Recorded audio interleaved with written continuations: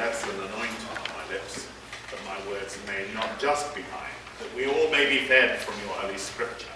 In Jesus' name. Amen. A little preamble. The cross is something we're all intensely familiar with as a real symbol of Christ's death and resurrection. It supplanted the fish about the time that the Roman Empire became Christian under Constantine.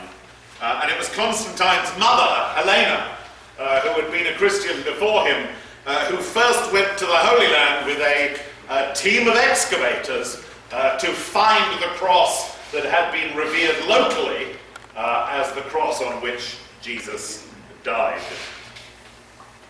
A basilica was built on the site that she found and dedicated as the Church of the Holy Sepulchre in the year 335 AD.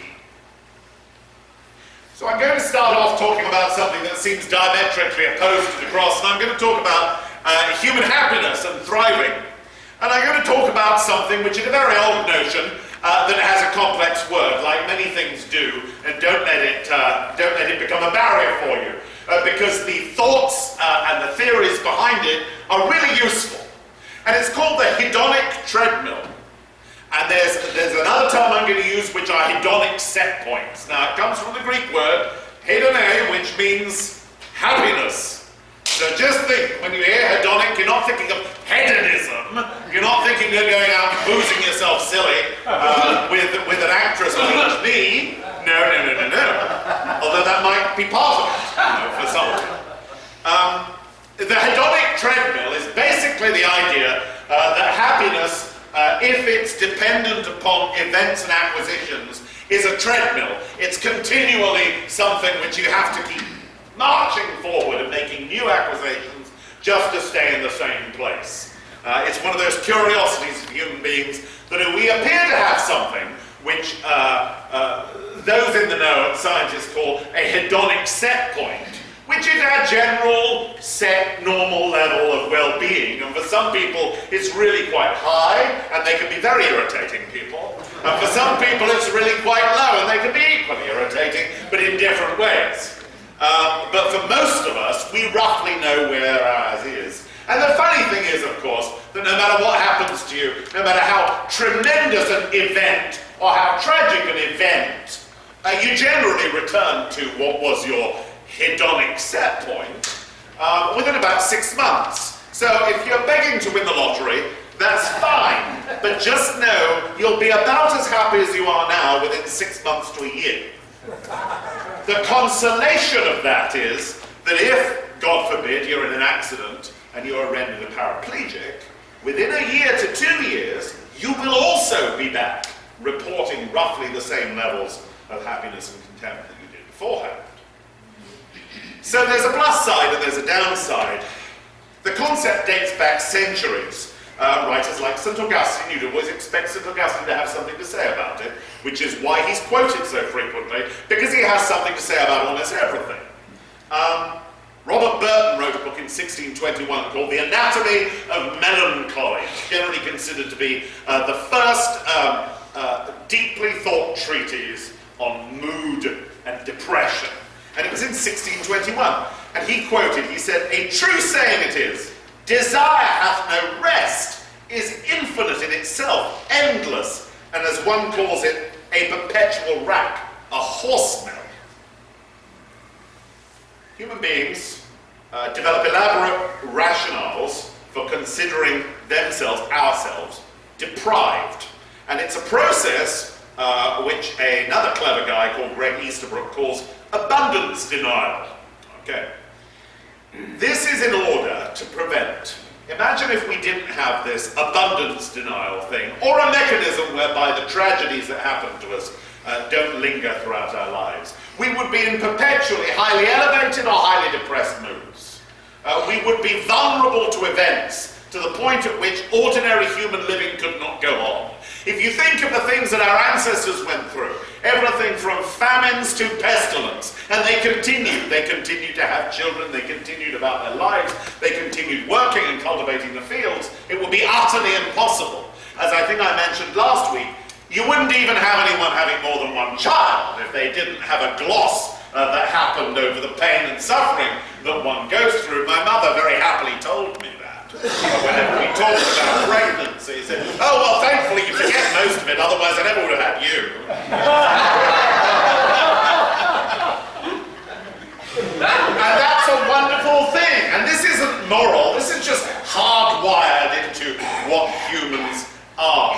And as I say, it's a way of preventing our decisions about our ordinary things, our living and our breathing and our finding food being hopelessly distorted by chance. The same effect, as I said, is present in negative experiences. It says that we can still face the future. And this is all assuming that we have a normal neurochemistry. A lot of us don't. And of course that's something separate, but I'm talking in general terms now. Scorning those Israelites that we read about in our initial text as being ungrateful wretches is a pointless business, because we're exactly like them. There's no point in saying that we're not. We are. Human beings are like that. And I hope I'm not just speaking for myself, and you're all sitting amongst yourselves saying, I'm not like that. That's just mean. The Israelites came to quickly accept and dismiss any new state of being. In their case, it was freedom. Such a powerful thing that we think it's a universal panacea for everything. But in the case of the Israelites, very soon they accepted the new normality, which was being free. And rather than remembering every single atrocity that occurred to them, what they remembered is that they at least had food in Egypt. And now they were having to eat this awful fluff that came out of the sky. They wanted something substantial. They wanted some wheat. They wanted some meat. They wanted something to fill their bellies. And what did Moses give them? Fluff. It's like having to survive on lint. It's not what we think is our destiny as human beings. And after a few weeks or months of surviving on lint, you start to forget something as tremendous as being delivered from the bondage of Egypt. Well, it does appear that there are some things that can permanently raise that hedonic set point. Remember that one? Yeah, your normative level of well-being. It's a subjective level of well-being. It's what we report about ourselves. It's how happy we think we are, and that's what really matters. Because if you think you're happy, you probably are, no matter what somebody else tells you. That's good enough. And there are certain ways of elevating this hedonic set point permanently. And I'm going to go through a few of those things. By the end of it, I'm seriously hoping you will see how it's woven into our scripture. Please. One of the primary things that changes this hedonic set point is altruism, and more specifically, the ability to actively assist in the lives of others, and preferably by using somebody's natural or acquired skills or assets.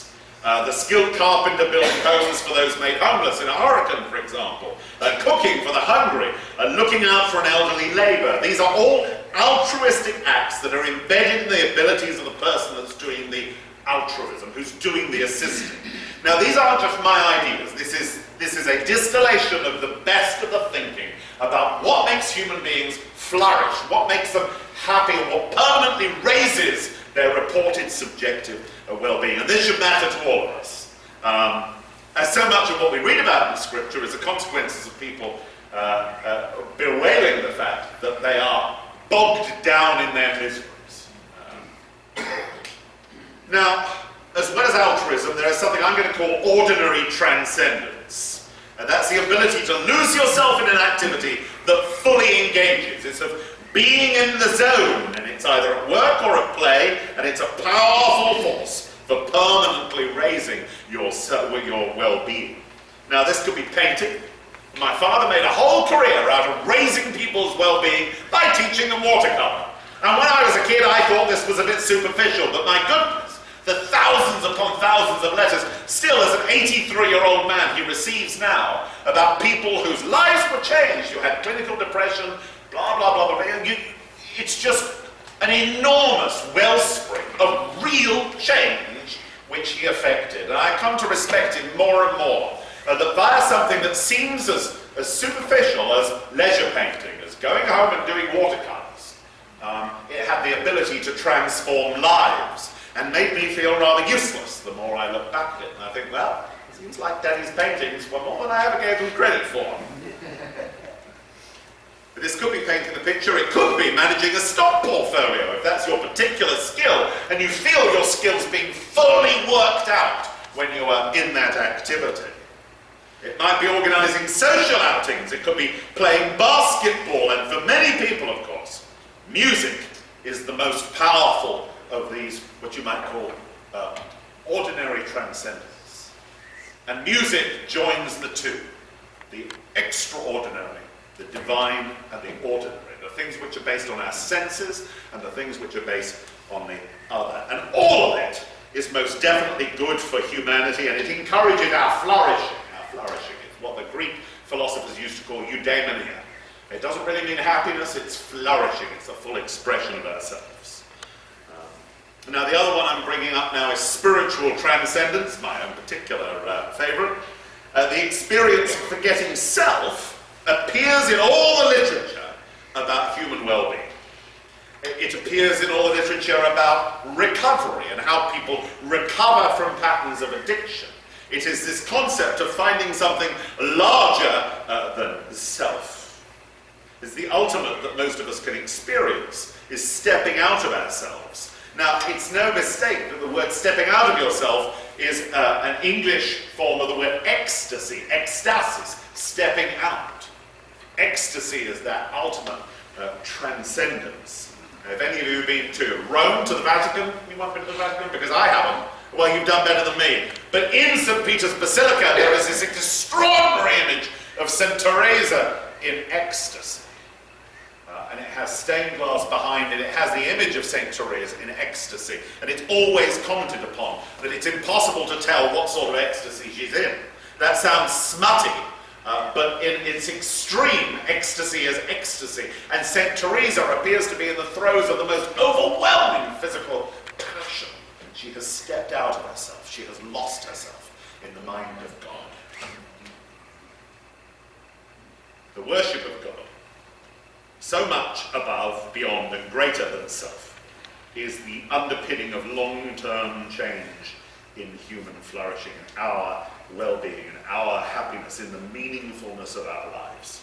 It appears that all methods to temporarily raise this well-being artificially end up permanently lowering that hedonic set point. Now, I'm not preaching against booze or anything else you may do, but it just happens to be true that when we use an artificial means to pep ourselves up or bring ourselves down, it kind of uses up those neural pathways. It wears them down so that the brain becomes less receptive to, and you become less able to repeat the experience, which is how you develop tolerance for those drugs that people take, and even for alcohol. If you can remember being 17 and having your first drink, I'm damn sure you're able to consume more of it now and still stay standing.